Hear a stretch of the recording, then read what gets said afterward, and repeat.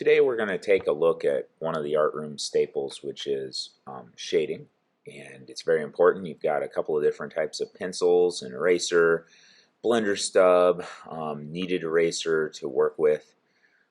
The pencils that you see there are HB, 3B, and a 2H. So the H series gets harder and sharper and lighter, and the B series, like B2 and up, gets much darker. What I'm holding there is a blending stub, valuable for soft shading, getting rid of shading lines. So we're going to start out doing a sphere work, which is, it's going to require you draw a circle. Obviously you can trace an object, or you can work in quarters like I'm doing right here, and try and get an even or close to even circle that way. You see I have to fix some edges there to make that work. You can also just use the rotation of your shoulder.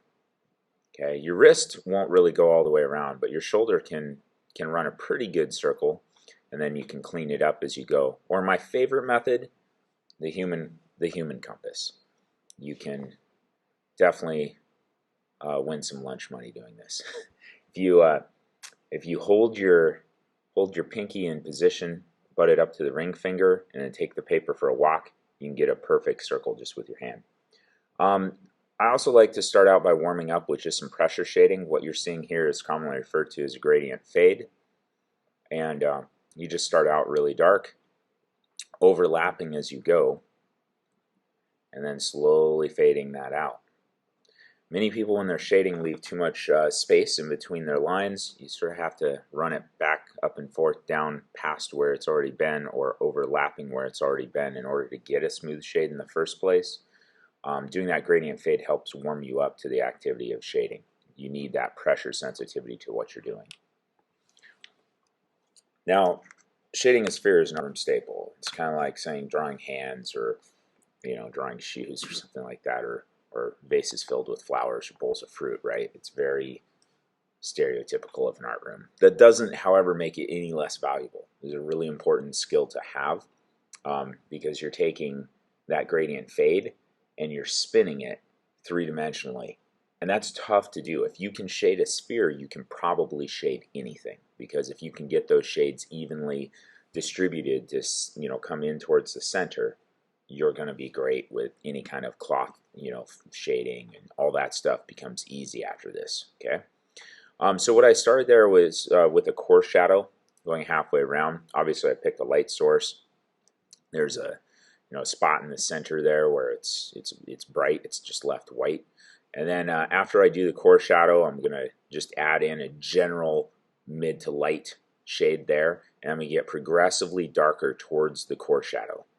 It's really important. It's really important to note that the core shadow does not go right up to the edge. You get a little bit of what's called reflective or bounce light that happens, that lights up the very, very edge of the sphere. Okay, using the blender stub, don't overuse the blender stub. It's really easy to overuse the blender stub.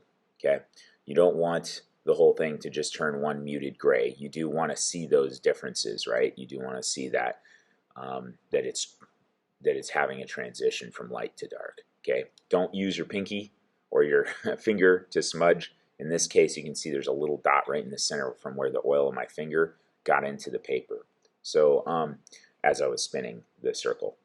Reflective light, core shadow, dark tone, mid-tone, light tone, highlight, that constitutes the majority of the gradient transitions, and you need to be aware of those. The simple way to say that is just moving dark to light, right? But you also have an eye. You need to have an eye to look out for those light spots, those really bright reflections, and those bounce light or reflective light places. Now, putting in a cast shadow here, I'm doing that primarily. I'm making this up, So ideally, if you had a cue ball on a pool table, that would be the best way to go about this. But I've done this so many times in my teaching career that I just do this very instinctively now. You need to throw some sort of shadow down that's going to help bring your three-dimensional object out. I also put a little wood grain on the table, put a horizon line kind of right behind the ball. This will just help push it out three-dimensionally, as well as blacking out some of the background. It's just going to give it that little extra sense of pop that brings it into the 3D world. Okay, this can never really be done enough, as painful as shading spheres sometimes is. This really helps dial your shading down to an almost hyper-realistic level, right? When you're trying to do something with extreme precision, right? Having these kinds of exercises is really going to help. All right, labeled in the cast shadow. Always keep that directional light source in mind, and I think that you guys will find it will improve your three-dimensional abilities quite a bit to be able to shade effectively. Okay.